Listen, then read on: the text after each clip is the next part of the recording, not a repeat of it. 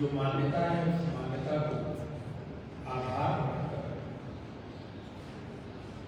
और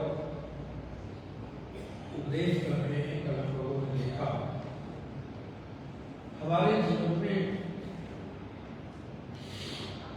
3 परिस्थितियों में 3 चरणों में हमारा जीवन बीत जाता है। बाल्यकाल में क्रीड़ा में, खेल में, युवावस्था में कामना वासना में, अथवा अपनी इच्छाएं पूरी करने में, और वृद्धावस्था चिंता में। इन तीनों के बीच एक और जो तत्व है, वस्तु है, भगवत बात कहते हैं परमे ब्रह्म हो भी नहीं सकता। पर ब्रह्म के बारे में कोई चिंतन नहीं करता। परब्रह्म के बारे में चिंतन करने का जो क्रम है वो प्रारंभ कैसे होता है, कहां से होता है? तो 8वें श्लोक में भगवान शुक्राचार्य ने उसको बहुत ही अच्छी तरह से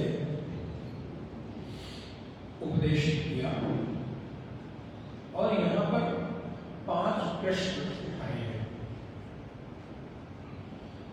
हमारे और आपके जीवन में प्रश्न उठते रहते हैं, जिज्ञासाएं होती रहती है, लेकिन प्रश्न कैसा हो, किस तरह के प्रश्न आपको आध्यात्मिक जीवन की ओर मोड़ते हैं, उन प्रश्नों को यहां पर भगवत बात ने उठाया है। सबसे पहला प्रश्न तो है, मनुष्य इस संसार के सभी संबंधों में सबसे अधिक प्रगाढ़ और अपनापन का जो संबंध मानता है उसको लेकर प्रश्न करते हैं। देखिए, यद्यपि हमारे बहुत सारे संबंध हैं, लेकिन उन सारे संबंधों में एक पति पत्नी का जो संबंध होता है वो इस संसार का सबसे मधुर संबंध है, सबसे मधुर संबंध और सबसे निकटतम संबंध है।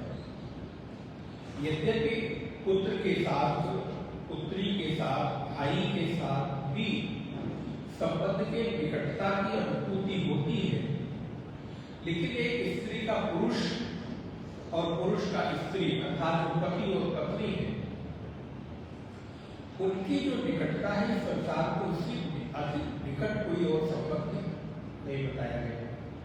क्योंकि जहां पर हम तन मन धर्म विचार भावनाओं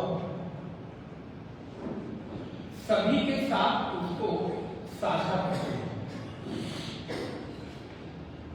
कोई ऐसा संबंध नहीं है जहां पर आप शारीरिक, मानसिक, आर्थिक, वैचारिक, भावनात्मक इन सारे रूपों से बंधे हुए हैं। लेकिन एक पत्नी का या पति का जो संबंध है वहां पर वो इन सारी भावनाओं के साथ बना हुआ होता है, चाहे तो कोई आर्थिक अनुकूलता प्रतिकूलता हो तो, व्यवहारिक हो तो, सामाजिक हो तो, शारीरिक हो तो, मानसिक हो तो, भावनात्मक रूप से हो तो,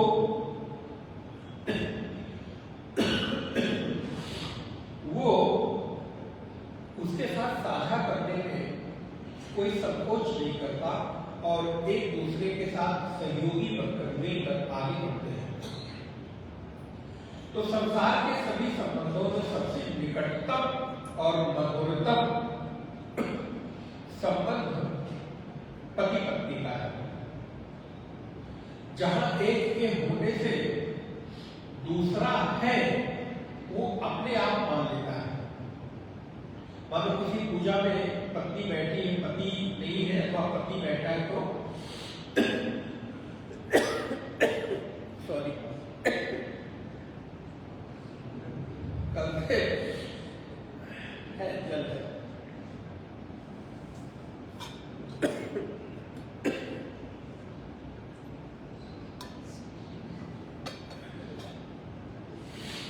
किसी पूजा में, किसी अनुष्ठान में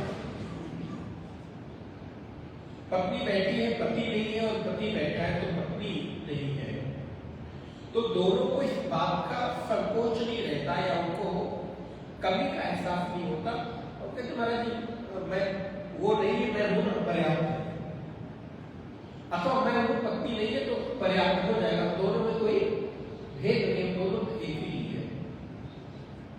तो इस मनुष्य के सांसारिक संबंधों में क्या अन्य कोई संबंध इतनी निकटता की अनुभूति देता है, निकटता की अनुभूति कराता है? बोले कदापि नहीं। भाई है, भावनात्मक संबंध है, व्यवहारिक संबंध है। माता पिता है, बोले माता पिता के साथ भी हमारे भावनात्मक संबंध बहुत प्रकार होते हैं, लेकिन एक समय आने के बाद हम सब कुछ उनसे भी डिस्कस नहीं करते हैं, सब कुछ उनके साथ भी शेयर नहीं करते हैं। लेकिन यदि आपका एक संबंध ऐसा है पति पत्नी का आपस में, तो आप कोई भी चीज संकोच नहीं करते, आपका कोई चीज पर्दे में नहीं होता। और ये पर्दे में है तो भी संबंध बन रही है, संबंध में बहुत दूरी है। तो भगवान आज वो शंकराचार्य सबसे पहला प्रश्न करते हैं, विचार करके देखो, काते कामता, कामता माने पत्नी, काते कामता ये किसकी पत्नी है? कौन तुम्हारी पत्नी है? और दूसरे इस व्यवहारिक सांसारिक संबंधों में जो मधुरतम संबंध है वो पुत्र के साथ है। हम लोग बहुत सारे परिवारों को ऐसे भी जानते हैं जहां पर पुत्र के द्वारा माता पिता को बहुत तरह की प्रताड़ना की जाती है। आप सब लोग जानते हैं, आपके साथ अनुभव ना हो तो अच्छी बात है, दूसरे के अनुभव से उसका अनुभव आप ले सकते हैं। विभिन्न प्रकार का दुख मिलता है, विभिन्न प्रकार की प्रताड़नाएं मिलती हैं, लेकिन उसके बाद भी अंतिम समय में व्यक्ति क्या कहता है, पर ये आखिर बेटा ही तो है, कोई बात नहीं। उसने मार भी दिया, गाली भी दे दी, पिटाई भी कर दी और अपशब्द भी कह दिया, अपमानित भी कर दिया, लेकिन उसके बाद भी अगर इतना ही अपमान भाई ने किया होता तो शायद हम जीवन भर बात नहीं करूंगा ये संकल्प कर लेते और कर भी लेते हैं। जीवन भर एक भाई दूसरे भाई के साथ फिर बात नहीं करता, आना जाना खाना पीना नहीं होता, उसके साथ संबंध नहीं रहता, लेकिन वही कितना भी अपमानित होने के बाद, कितनी भी प्रताड़ना होने के बाद, थोड़े समय के बाद पर बेटा ये क्या करे, अपनों से ही व्यक्ति हार जाता है। ये कहावत आप जानते हैं, अपनों से ही व्यक्ति हार जाता है। तो विचार करके देखो, पत्नी और पुत्र दो प्रश्न, काते काटता कसते पुत्र और संसारो अतीव विचित्र, इन दोनों संबंधों को लेकर जब विचार करके देखोगे तो नारायण के संबंध, ये संसार अत्यंत विचित्र दिखाई देगा। विचित्र का तात्पर्य होता है जहां पर पूर्व निर्धारित किसी योजना के अनुसार घटना न घटे, ऐसी परिस्थितियों को विचित्र कहते हैं। जहां पर आपको ये अपेक्षा न हो कि ऐसी घटना घट जाएगी, उस परिस्थिति को विचित्र कहते हैं। जिस चित्र का, जिस भूमिका का पूर्व से कोई निर्धारण न हो, तो संसार में क्या कोई चीज पूर्व से निर्धारित आप मान सकते हैं? इस संसार में कौन सी घटना कब घटेगी आपको नहीं मालूम है। इसीलिए तो कहते हैं कि संसार कैसा है, माया जनित है। और माया कैसी है, बोले अघटित घटना पटीयसी। जो अघटित घटना पटीयसी है, जहां जो घटना नहीं घटनी चाहिए वहां भी उस घटना को हमको दिखा दे, इसी का नाम तो माया है। तो नारायण व्यक्ति विचार करके देखे कि कौन तुम्हारी पत्नी है, कौन तुम्हारा पुत्र है, और फिर जब इस बातों पर विचार हो जाए तो फिर तीसरा प्रश्न आता है, कस्तो, तुम किसके हो? कस्तो, तुम किसके हो? तुम आज तक अपने आप को क्या मानते हो? और कुत आयाता, तुम कहां से आए हो? चौथा प्रश्न। और कहा, तुम कौन हो? तुम्हारा संबंध क्या है और तुम कौन हो और तुम कहां से आए हो? तीन प्रश्न। और पत्नी कौन और पुत्र कौन, ये 5 प्रकार के प्रश्न यहां पर किए गए। और तत्व चिंतन तदिह भ्राता, ये चौथी लाइन पर आपका ध्यान गया कि नहीं गया? अभी तक भगवान शंकराचार्य हम लोगों का संबोधन क्या कर रहे थे? मूढ़। पहले दूसरे श्लोक में आपने पढ़ा मूढ़ जयी खरागम कृष्णा, और यहां पर आते आते उनका संबोधन बदल गया और वो हमको क्या कह रहे हैं? भ्राता, हे भाई। बात देखिए, गुरु की कृपा और दयालुता। बोले ऐसे इतनी जल्दी बदलाव कैसे हो गया? अभी तक जो हमको मूढ़ कह रहे थे वो हमको भाई कह रहे हैं। बोले चूंकि भगवत्पाद ने 7 श्लोकों तक जो हमको उपदेश दिया,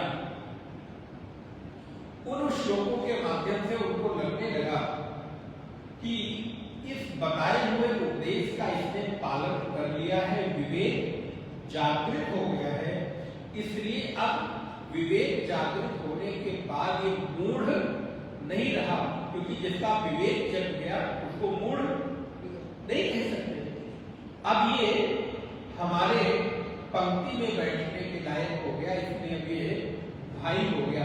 इसका स्मरण आप विवेक चूड़ामणि के ग्रंथ में, भगवान शंकराचार्य का ग्रंथ है विवेक चूड़ामणि, वहां पर बड़ा सुंदर प्रसंग आता है।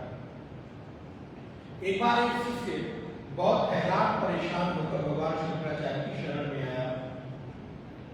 देखते हैं कि वो बहुत चिंतातुर लग रहा है, तो भगवान शंकराचार्य समझ रहे कि किस चिंता से ग्रस्त है, किस चिंता से व्यतीत हो रहा है। तो आते ही उसको कहते हैं, कथम विद्वांस, हे विद्वान तुम कैसे आए? उस शिष्य ने चरणों में प्रार्थना की, प्रणाम किया, बोले भगवान मैं तो संसार के उहापोह से परेशान होकर, संसार के थपेड़ों से परेशान होकर अज्ञान की दशा में आपके पास आया हूं और आप मुझे विद्वान कह रहे हैं। ये विद्वता तो मेरे अंदर किसी तरह की है नहीं। भगवत पास शंकराचार्य इतने दयालु, इतने कृपालु, बड़ा सुंदर उत्तर दिया। बोले अभी तक तुम अज्ञानी थे, मूढ़ थे, लेकिन जिस दिन तुम गुरु की शरण में आ गए तो ये बात तो पक्की हो गई कि तुम मूर्ख रहकर इस संसार से विदा नहीं होगे, तुमको विद्वान होना ही होना है। तो मैं वर्तमान दृष्टि से नहीं, भविष्य दृष्टि से तुम्हें विद्वान बोल रहा हूं, क्योंकि उपनिषद कहता है अस्य कुले अब्रह्मविद् न भवति। मुंडक उपनिषद की स्थिति है, अस्य कुले अब्रह्मविद् न भवति।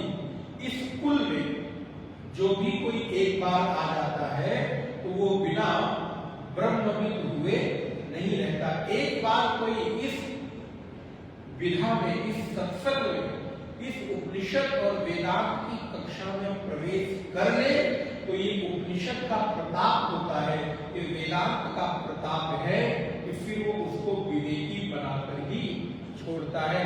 इस कुल में से कोई अविद्वान होकर, अब्रह्मविद् होकर मरता नहीं। ये कितनी बड़ी कृपा, कितनी बड़ी सहानुभूति और कितना बड़ा आश्वासन हम लोगों को है कि अगर हमने एक बार इस कुल में, माने अध्यात्म के कुल में, गुरु के कुल में अपने आप को दीक्षित कर लिया, अपने आप को प्रवेश करा दिया, तो फिर ये तो निश्चित मानो भैया इस जन्म तो नहीं तो यह जन्मरी जन्मांतरे व आपको अब ब्रह्मविद् होकर ही रहना है, क्योंकि भीतर जो जिज्ञासा जगी है, अब ये जिज्ञासा जब तक श्रवण नहीं होगी तब तक आपके पास ऐसी परिस्थितियां भगवान बनाता रहेगा कि आप कहीं न कहीं इस सत्संग रूपी विधा से जुड़े ही रहोगे। इसलिए अस्य कुले अब्रह्मविद् न भवति, इस कुल में कोई अब्रह्मविद् नहीं रहता, अर्थात ब्रह्मविद् होकर ही रहता है। तो जीवन के ये 5 प्रश्न, पत्नी तुम्हारी कौन है, अथवा पति कौन है, पुत्र कौन है, और तुम कौन हो, तुम कहां से आए हो, और तुम किसके हो, अर्थात तुम आज अपने आप को संसार का मानते हो कि परमात्मा का मानते हो। यदि इन प्रश्नों पर हम विचार करें तो धीरे धीरे हमारे जो मोह की गांठ है वो खुलती चली जाएगी। हम कहते हैं ना, किसी व्यक्ति से मिलते हैं तो कहते हैं मैं तुमको बहुत प्रेम करता हूं, तुमको बहुत प्रेम करता हूं। पति पत्नी को यह एहसास कराता है, पत्नी पति को यह एहसास कराती है, लेकिन उपनिषद कहते हैं तुम्हारे ये कराए गए एहसास, कराई गई ये जो अनुभूति है झूठी। बोले महाराज तो अनुभव कर रहे, अनुभव करा रहे, ये झूठी कैसे हो सकती? बोले नहीं, इस संसार में अपने से अधिक कभी कोई किसी को प्रेम नहीं कर सकता। आप सबसे ज्यादा अगर इस संसार में किसी को प्रेम करते हैं तो वो खुद को करते हैं। विचार करके देखिए, उपनिषद इस बात की घोषणा करता है कि हम अपने से अधिक इस संसार में और किसी को प्रेम कर ही नहीं सकते, क्योंकि अन्य जो प्रेम की वस्तु है या व्यक्ति है वो हमारे बाहर की चीज है, और बाहर की चीज में हमारा पूर्ण रूप से अपनत्व तो बन ही नहीं सकता है जितना मैं के साथ है। मैं अर्थात जीव। आज अगर आपके पास किसी विपरीत परिस्थितियों में आप फंस जाए तो आप सबसे पहले किसको बचाना चाहेंगे? आत्मरस उपनिषद कह रहा है, मैं कह रहा हूं तो झूठा हो सकता है, लेकिन उपनिषद तो कभी झूठा नहीं हो सकता। आत्मरस कामाय सर्व प्रियम भवति। आत्मा की प्रियता के लिए सभी से प्रियता है, और आत्मा के अतिरिक्त किसी से कोई प्रियता नहीं है। आज आपका संबंध इस आत्मा के जीव के होने के नाते ही तो संसार से है। अच्छा, अगर यही ना हो तो आपका किससे क्या संबंध रहेगा? चलिए दूसरी छोटी सी बात आपको बताता हूं। आप रात्रि को सोए होंगे, जरूर अच्छी निद्रा आई होगी आपको। अच्छा, रात्रि के सोने के बाद जब सबसे पहले आप सुबह उठते हैं तो आपकी आदत होगी जल पीने की, न्यूज़पेपर देखने की, मोबाइल फोन उठाने की, या लाइट जलाने की, कुछ भी ऐसा कोई, वो हमें लगता है कि अपने आप ऑटोमेटिक आपको करना नहीं पड़ता, अभ्यास में आ जाता है। उठे, लाइट जलाया, पानी पिया, न्यूज़पेपर देखा, मोबाइल देखा। अच्छा, ये सब करने के पहले कभी आपने विचार किया कि सोने के बाद जब जगते हैं तो क्या सबसे पहले आप जो कोई बाहर का काम करते हैं वो करते हैं, कि आपको अपने होने का एहसास होता है? ईमानदारी से विचार करके देखें। आपको लगता है कि मेरी आदतें बनाए, सबसे पहले उठता हूं तो पानी पीता हूं, पेपर देखता हूं, फोन उठाता हूं, लाइट जलाता हूं? नहीं, ये गलत है। जब सबसे पहले आप उठते हैं तो आप ये एहसास करते हैं, ये अनुभव करते हैं कि अहम अस्मि, मैं हूं। वो विदिन सेकेंड एक वृत्ति आती है कि मैं हूं, और जब मैं हूं तब दुनिया का जो पसारा है वो प्रारंभ होता है। अगर मैं न हूं ये एहसास हो जाए तो क्या आप कोई बाहर का काम कर सकते हैं, कोई अन्य प्रकार कर सकते हैं? इसलिए संसार में सबसे अधिक प्रियता की कोई वस्तु है तो आपकी अपनी आत्मा है, आपका अपना स्वरूप है। अपने स्वरूप से अतिरिक्त, अपनी आत्मा से अतिरिक्त आप किसी और को अधिक प्रेम कर नहीं सकते। यदि आप करते हैं और कहते हैं तो ये झूठा है, आपका प्रेम झूठा है। बोले महाराज इतने सालों से चला आ रहा संबंध, उस पर आप ऐसा प्रहार कर रहे हैं। अब सच तो यही है ना, आप अपनी प्रियता के लिए ही दूसरे को प्रेम करते हो। अगर आपकी प्रियता में किसी तरह की बाधा आने लगे तो आप जिसको प्रेम करते थे वो प्रेम 2 मिनट में रफू चक्कर हो जाएगा, फिर वो रहेगा नहीं। और विचार करके देखो, आप तभी तक किसी को प्रेम कर पाते हो, अपना मान पाते हो, जब तक वो आपकी आत्मा के अनुकूल होता है। किसी प्रतिकूल व्यक्ति से प्रेम करके दिखाओ ना,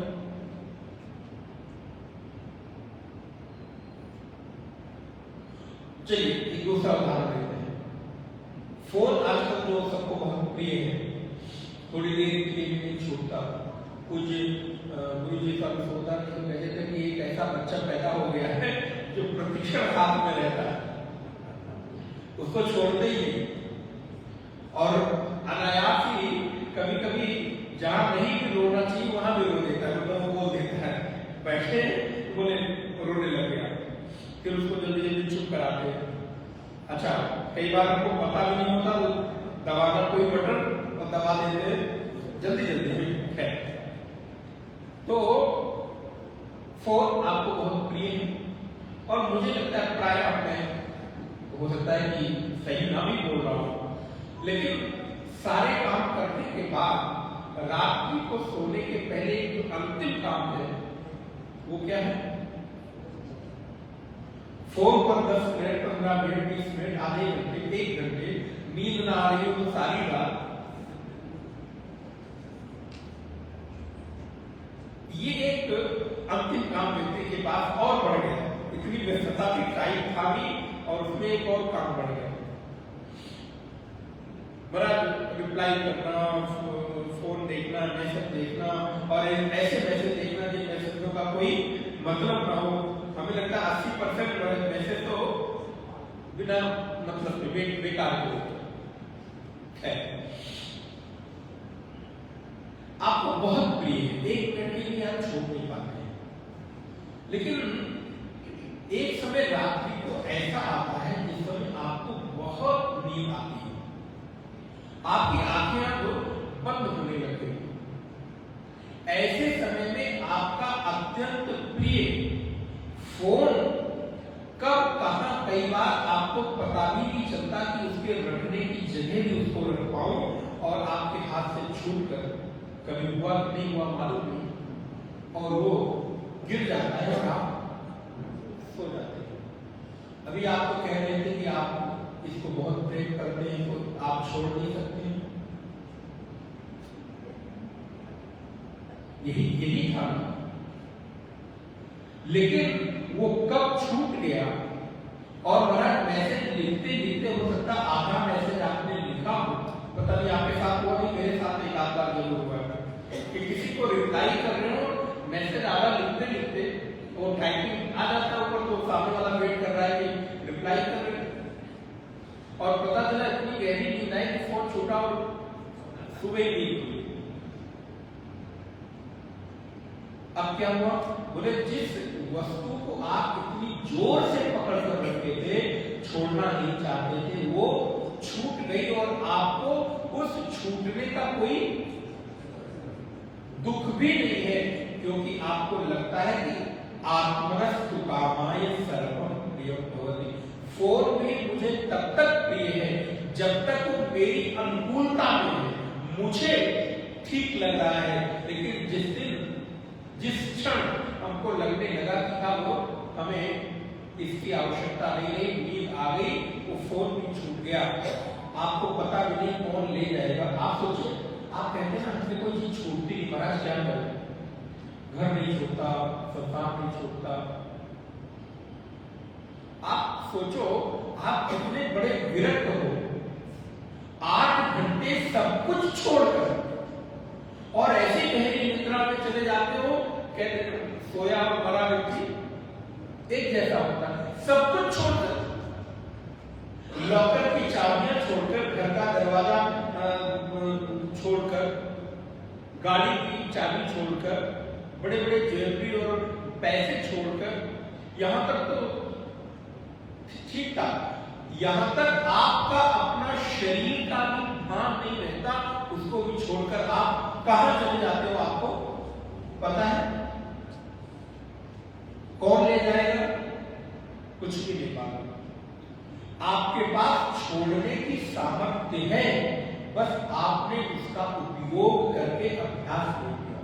क्योंकि यदि आपको छोड़ने की सामर्थ्य ना होती, पकड़ने की ही आदत होती, तो आप सब कुछ छोड़कर 6 घंटे 8 घंटे के लिए गहरी निद्रा में न जाते, आप सब कुछ छोड़ देते। कितनी भी महंगी से महंगी, कितनी भी अच्छी से अच्छी वस्तु और कितना भी अपना से अपना प्रिय व्यक्ति जिसका साथ आपको हमेशा अच्छा लगता है, उसका भी साथ छोड़कर आप 6 घंटे के लिए चले गए, कैसे प्रेमी हो गया? कैसे प्रेमी हुआ? आप तो कहते हो कि मैं तुम्हारा साथ एक क्षण के लिए नहीं छोड़ना चाहता हूं। दुनिया भर के गीत गाते हो, दुनिया भर के गीत लिखते हो आप उसके प्रेम और सौंदर्य के लिए, और आप ऐसे बेवफा प्रेमी हो कि 6 घंटे 8 घंटे के लिए छोड़कर चले गए। ऐसा कैसा प्रेम? भले ये प्रेम चूंकि आत्मा की अनुकूलता के अनुसार ही होता है, हम पाप बातें जो भी कह ले, आपके भीतर छोड़ने की सामर्थ्य है, बस आपने पकड़ रखा है तो आपको लगता है छूटता नहीं है। एक बार एक संत अपने गुरु के पास रहकर सेवा कर रहे थे। सेवा करते करते कुछ साल बीत गया तो शिष्य ने गुरु से आज्ञा मांगी, गुरुदेव मैं थोड़े दिनों के लिए तीर्थ यात्रा पर जाना चाहता हूँ, मुझे आदेश दें। ध्यान सुनिए, तीर्थ यात्रा पर जाना चाहता हूँ और तीर्थ यात्रा से लौटकर मैं आपकी सेवा में उपस्थित होता हूँ। गुरुदेव ने कहा ठीक है जाओ। और महाराज उस समय बड़े विरक्त एक कुटिया बनाकर नदी के किनारे रहते थे। शिष्य गुरुदेव को प्रणाम किया, तीर्थ यात्रा पर निकल गया। तो पहले के समय में कोई भी व्रत अनुष्ठान यात्रा आदि के लिए 12 वर्ष का नियम बताया जाता है कि ये काम मैंने 12 वर्ष तक किया। तो वो शिष्य भी 12 वर्षों तक टहलता घूमता तीर्थ यात्रा करता कराता। एक दिन उसको याद आई कि अरे बहुत दिन बीत गए हैं, अपने गुरु के दर्शन लेके चलो, गुरु जी के दर्शन करके आते। मिल गया, चल पड़ा, नदी के किनारे आया। तो जिस जगह कुटिया बना के वो रहते थे वहां कुटिया मिली, बड़ा परेशान हुआ। लोगों से पूछना शुरू किया, महाराज यहाँ कुछ साल पहले एक महात्मा रहते थे, कुटिया बना के कहाँ चले गए? बोले देखिए वो नदी के थोड़े से दूर किनारे पर एक बिल्डिंग दिखाई दे रही। बोले हाँ। बोले उस बिल्डिंग में रहे, बड़ी ऊंची सी जो बिल्डिंग है। अंदर गए, देखा नारायण आश्रम में बड़ी, जहां पर कुटिया में बिल्कुल शांति एकांत रहता था, अब आश्रम के भीतर दुनिया भर के कोलाहल, बच्चे घूम रहे हैं, गाय रंभा रही हैं, लोग उछल कूद कर रहे हैं, 10-5 लोग आ जा रहे हैं। तो बहुत बदल गया। जाके गुरु जी को देखा, बैठे हुए थे, 2 बालक उनकी गोद में खेल रहे थे। प्रणाम किया, साष्टांग दंडवत, गुरु हैं। गुरु जी ऐसा कैसे क्या बदल गया? बोले क्या बताए बेटा, एक समय तुम जब चले गए तो आवश्यकता पड़ी कि कुछ खाने पीने के लिए वस्तु नहीं मिलती थी, तुमने एक गाय पाल ली। और जब गाय पाल ली तो थोड़े दिन तक तो हम सेवा कर सके, लेकिन जब गाय की सेवा नहीं हो पाई तो गाय को पालने के लिए एक व्यक्ति को रख लिया। अब व्यक्ति को रख लिया, 1 से 2 गाय, 2 से 3 गाय हो गई, दूध बढ़ता चला गया। तो अब उस दूध को और चीजों को रख रखाव के लिए किसी की आवश्यकता पड़ी, तो ऐसा लगा किसी गृहिणी के बिना, किसी स्त्री के बिना तो ये काम चल नहीं पाएगा। तो एक स्त्री को रख लिया, वो सब कुछ संभालने लगी और धीरे धीरे करके फिर ये पूरा विस्तार। अब मैं भी सोचता हूं कि इतने बड़े व्यवस्था को कैसे छोड़ो, छूट नहीं रहा है। शिष्य दिन भर बैठा बातचीत करता रहा, सायंकाल हुई, संध्या के समय नदी के किनारे टहलने के लिए शिष्य ने कहा गुरु जी चलिए थोड़ा नदी के किनारे टहल कर आते हैं, पुरानी कुटिया देख कर आते हैं, पुरानी यादें ताजा हो जाएंगी। गुरु जी को भी बहुत दिनों के बाद एक ऐसा माहौल मिला था जो सत्संग का हो, भजन का हो। दोनों गुरु और शिष्य आश्रम से निकले, नदी के किनारे भ्रमण करने लगे। चलते चलते थोड़ी देर आगे चले तो शिष्य को एक पेड़ दिखाई दिया, दौड़ कर गया, वो पेड़ को पकड़ लिया, जोर से पेड़ को दोनों हाथों से पकड़कर चिल्लाने लगा, गुरुजी बचाओ, गुरुजी बचाओ, गुरुजी बचाओ। क्या हो गया? बोले देखो देखो, पेड़ ने मुझे पकड़ लिया है, पेड़ मुझे छोड़ ही नहीं रहा है। गुरुजी ने जोर से डांट लगाई, मूर्ख है तू, पेड़ ने तुझको पकड़ रखा है कि तूने पेड़ को पकड़ रखा है? तूने पकड़ रखा है पेड़ को, कह रहा है कि पेड़ ने तुझे पकड़ रखा, पेड़ छोड़ दिया। अरे पेड़ ने तुझे नहीं पकड़ रखा है, तूने पेड़ को पकड़ रखा है। हाथ को खोल दे, पेड़ कभी तुझे जाने से मना नहीं करेगा। हाथ छोड़कर आया, गुरु के चरणों में प्रणाम किया। शिष्य ने कहा गुरुदेव मैं भी यही कह रहा हूं।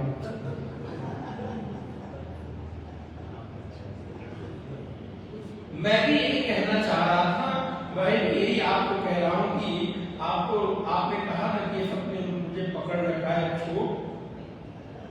अभी मैंने गुरु शिष्य की कथा आपको बताई है, आप अपनी कथा मान सकते हैं। आपको लगता है कि ना हमें ये छोड़ता नहीं है, ये इससे पकड़ रखा है, बोले इसने नहीं पकड़ रखा है, आपने पकड़ रखा है। आपको लगता है कि ये मुझे छोड़ नहीं रहा है, इसलिए विचार करके देखोगे, काते कांता कस्ते पुत्रा संसारों अतीव विचित्र। नारायण, ये संसार अत्यंत विचित्र है। जब तक आप किसी के अनुकूल हो तब तक तो सब ठीक ठीक दिखाई देता है, सब अच्छा दिखाई देता है। लेकिन जैसे ही किसी की अनुकूलता में थोड़ी सी भी बाधा आप बनते हो, ये संसार अपनी विचित्रता लेकर खड़ा हो जाता है। आप खुद आश्चर्यचकित होते हो कि ये व्यक्ति ऐसा हो सकता है, ये व्यक्ति ऐसा व्यवहार कर सकता है। अरे मैंने तो इसको पाला पोषा बड़ा किया, कितना प्रेम किया, और ये व्यक्ति ऐसा व्यवहार मेरे साथ कर सकता है। बोले तुम्हें नहीं मालूम तो क्या करें? भगवत पाद ने तो पहले ही बता दिया कि संसारों में अतीव विचित्र, ये संसार अत्यंत विचित्र है। जहां से जो आप अपेक्षा नहीं करते वहां से आपको वैसा ही देखने को मिलता है। ये संसार की कथा, ये संसार की रीति तो ऐसी ही है। इसलिए एक उपाय है, क्या? भज गोविंदम भज गोविंदम गोविंदम भज मूढ़मते गोविंदम भज मूढ़मते। आपके पास ग्रंथ है तो आखिरी नंबर का श्लोक निकाल लें, मैं बोलूंगा आपको। नहीं, काते कांता कस्ते पुत्र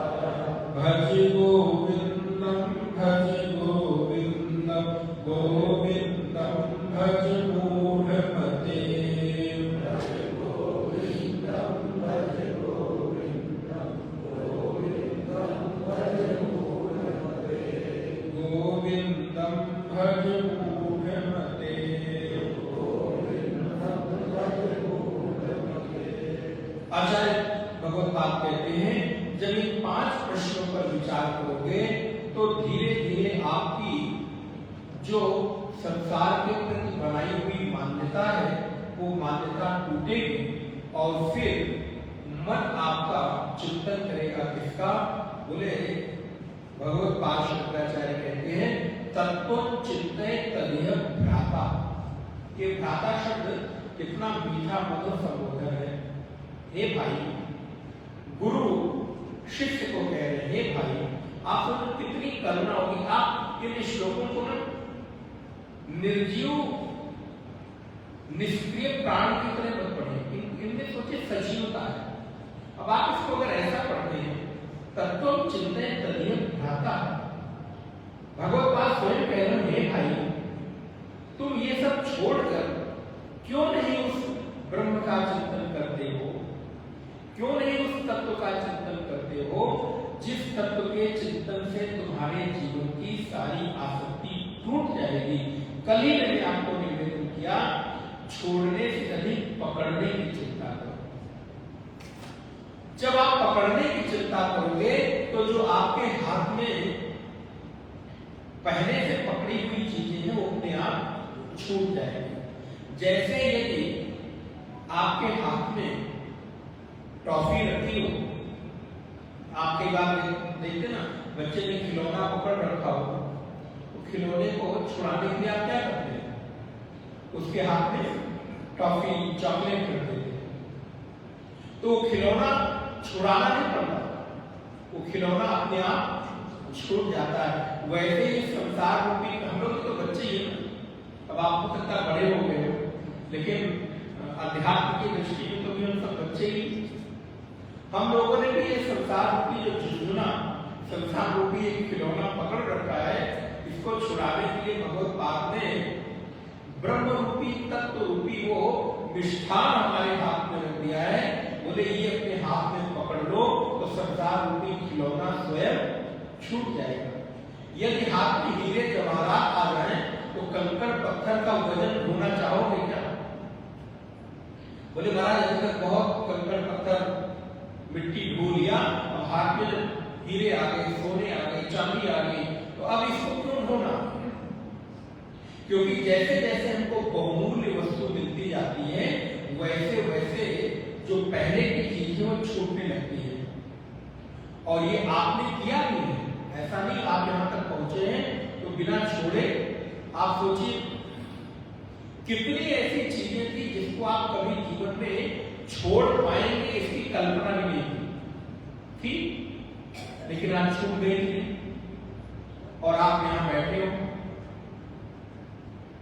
8वीं क्लास में पढ़ने वाले बच्चे को लगता है कि ये जो हमारी 8वीं क्लास के फ्रेंड्स हैं ना, इनके बिना तो हम अरे मैडम जीवन की कल्पना नहीं कर सकते। 10वीं में पहुंचता है तो 8वीं वाले छूट जाते हैं, एक नया सर्कल तैयार हो गया। 12th में पहुंचा तो 10वीं वाले छूटे, 12th के एक में थर्ड सर्कल तैयार हो गया। अब उसको लगता है बस ये तो अंतिम है, इसके अलावा तो। लेकिन जब वो बड़ा होता है, पीजी में जाता है, ग्रेजुएशन करता है, हॉस्टल में चला जाता है, कॉलेज कर जाता है, तो जो पीछे वाले फ्रेंड्स थे उनकी याद भी नहीं आती। एक समय जिनके बिना वो अपने जीवन की कल्पना भी नहीं कर सकता था वो छूट जाता है और आज हॉस्टल में रहते हुए एक नई दुनिया बन जाती है। अब लगता है कि बस ये तो अंतिम फ्रेंड है, अब तो जीवन में कोई नहीं चाहिए।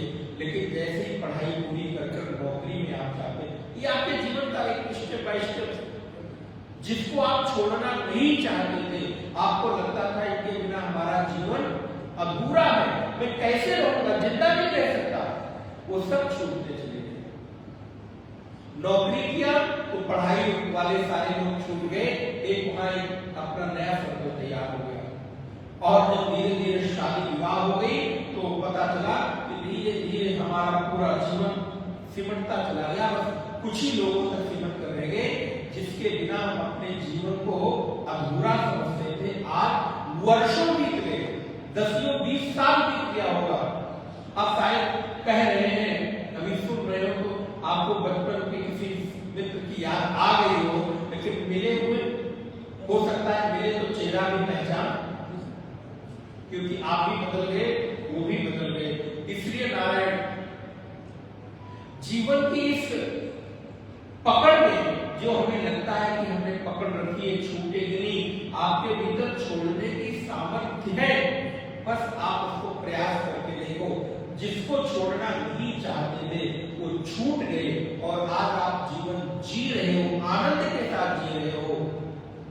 धीरे धीरे करके ये भी जो पकड़ है इसको भी छोड़ना नहीं चाह रहे हो, लेकिन एक दिन ये संसार ऐसा ही विचित्र है, वो एक ना एक दिन आपको छुड़ाकर बता देता है कि देखो भैया, जो तुम नहीं छोड़ना चाह रहे थे उसको मैंने तुम्हें छुड़ा दिया और जीवन को देखो, छोड़कर भी तुम जीवन में रह सकते हो। इसलिए आचार्य भगवत पाद शंकराचार्य कहते हैं, अरे भैया, जो चीज तुमको छोड़नी ही है वो पहले से छोड़ दो, जिसमें तुम्हारी भलाई है। कोई हमसे छुड़ाए उससे पहले तो छोड़ दो, तब तो चिंतन तदीय भ्राता है। भाई, तुम उस तत्व का चिंतन करो, और तत्व का चिंतन करते हुए क्या मिलेगा? ये श्लोक बहुत सुंदर है, मुझे बहुत प्रिय है। श्लोक नंबर 9। इसमें इतना क्रम पूर्वक भगवत पाद शंकराचार्य ने एक निर्णय ले लिया कि आप कुछ मत करो, एक चीज करना प्रारंभ कर दो, वो है सत्संग।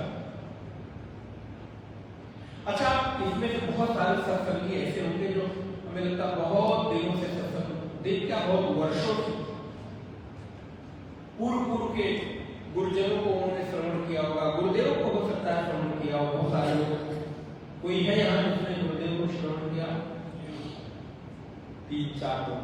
वाह वाह, 1 2 3 4 5 6 7 लोग।